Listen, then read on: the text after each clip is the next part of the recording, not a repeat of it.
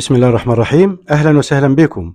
معكم إبراهيم البحيري، ودي قناة المنتدى النمر مع مواعيد ربع نهائي أفريقيا سيدات المغرب 2025.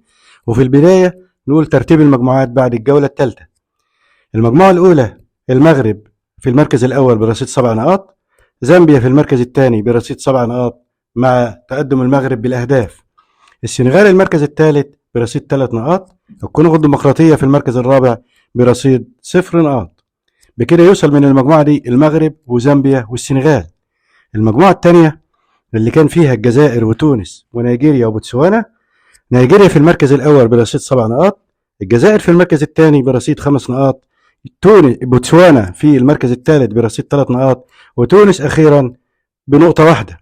وبكده يصعد من هنا نيجيريا والجزائر، وبوتسوانا بتستنى تشوف المباريات بتاع المجموعة الثالثة عشان تشوف هتصعد ولا ما تصعدش. والمجموعة الثالثة اللي فيها جنوب أفريقيا ومالي وتنزانيا وغانا، الترتيب بعد الجولة الثالثة: جنوب أفريقيا في الصدارة برصيد 7 نقاط، وغانا في المركز الثاني برصيد 4 نقاط، مالي في المركز الثالث برصيد 4 نقاط، تنزانيا أخير برصيد نقطة واحدة. بكده يوصل من المجموعة دي جنوب أفريقيا وغانا ومالي. يبقى كده بوتسوانا باي باي بره البطولة. ولما نقول مالي في المركز الثالث برصيد 4 نقاط يبقى هي اللي وصلت. يبقى كده اللي وصل ربع النهائي السنغال ومالي أحسن توالد، وجنوب أفريقيا وغانا ونيجيريا والجزائر والمغرب وزامبيا كله وصل رسمي إلى ربع النهائي. وبكده المباريات اتحددت يوم الجمعة 18 يوليو، وفيه مباراتين.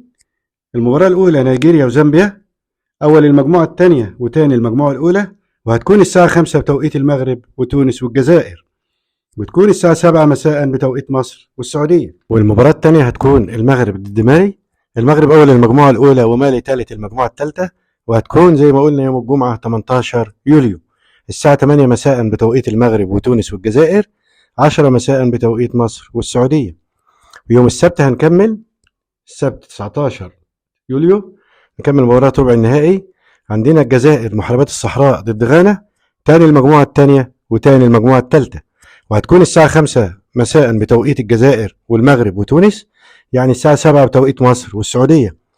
وفي الساعة 8 مساء بتوقيت المغرب جنوب أفريقيا ضد السنغال، يعني أول المجموعة الثالثة في ثالث المجموعة الأولى، وهتكون الساعة 10 مساء بتوقيت مصر والسعودية.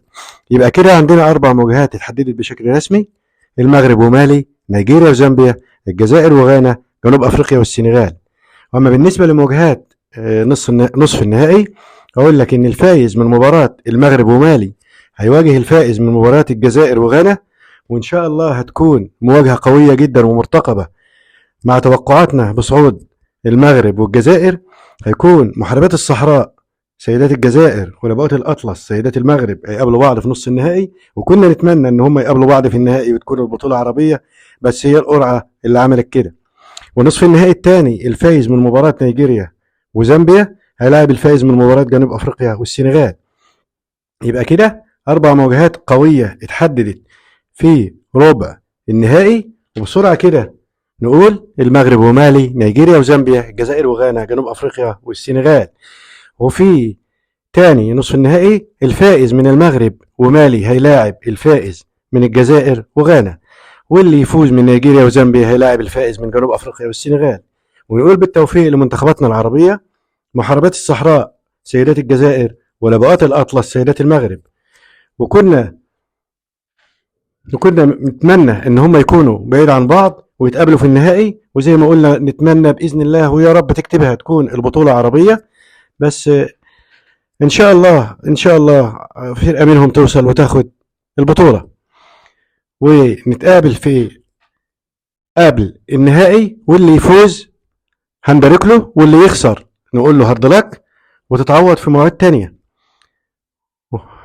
وكنا معاكم في متابعة مستمرة لبطولة أفريقيا سيدات المغرب 2025، وبعتوا لنا في الكومنتات توقعاتكم لنتائج المباريات ومين اللي هيصعد قبل النهائي، وعرفنا من أي بلد بتبعت لنا، ومين بترشح للفوز بالبطولة، ومين يكون النجم ويبقى أحسن لاعب في البطولة. وفي النهاية اعمل لنا لايك وشير واشترك في القناة وفعل الجرس عشان يوصل لك كل جديد، ونقول سلام لكل حبايبنا في الوطن العربي.